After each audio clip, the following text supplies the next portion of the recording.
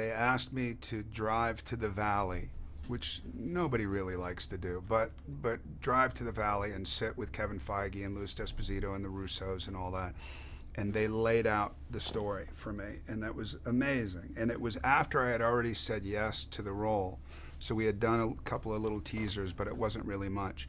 But then I'll never forget that, you know, hour and a half, 2 hours of actually explaining the entire film, because it was, they love it, man. They're into this. They're into this stuff. It's not just a, hey, we have another idea to make a lot of money or this or that.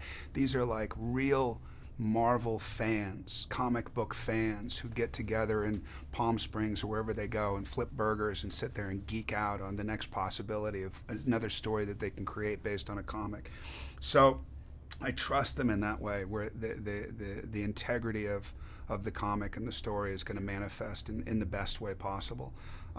So I was in, man. I was in when they came to me, and that, you know, I would do anything for them. Well, what is about Thanos that kind of makes him that ultimate villain? I mean, we've seen a lot of bad guys, and these superheroes have taken him down. Yeah, but you haven't seen a bad guy like this.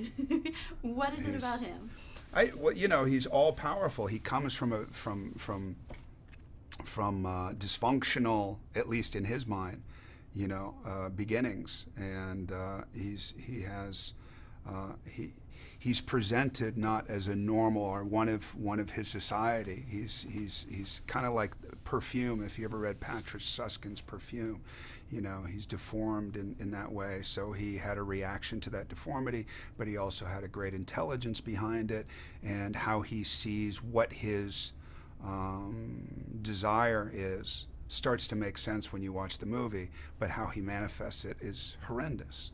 So he becomes the ultimate bad guy because of his ability, because of his powers, especially through the Infinity Stones, of what he's able to do. If we can talk about this, is there a reason why he's so evil? I mean, in terms of why he wants to destroy the world. I mean, he's going really hard after these Infinity Stones. That's why I'm saying it's up to interpretation. And when you're born like that, when you're born an anomaly, you may just have a personal reaction to that. Or I could name a few people, but I won't, who just have an idea of how the world should be. Is it overpopulated? Is it this? Are they right? Are their intentions right? You know. Now, you're also playing Cable in another superhero film, wow. The bad guy as well. Is it fun to play that side, that dark side? It is, but like I say, that's how it's presented. It's multifaceted. It's multi-dimensional, even with Cable. So that's what's interesting to me. Like if I do Milk and I do Dan White, you know, he comes across as a guy who did one of the worst things you can do, obviously, murder.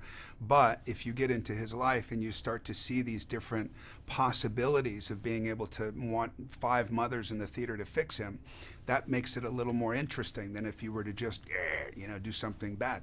And that's an aspect of all these different characters that I try and, if I say yes to something, that I try to make sure that it, you know, we're able to incorporate that into this character. This is a cartoon and this, and therefore it's not as real as it, but it's not that for me. It's very real.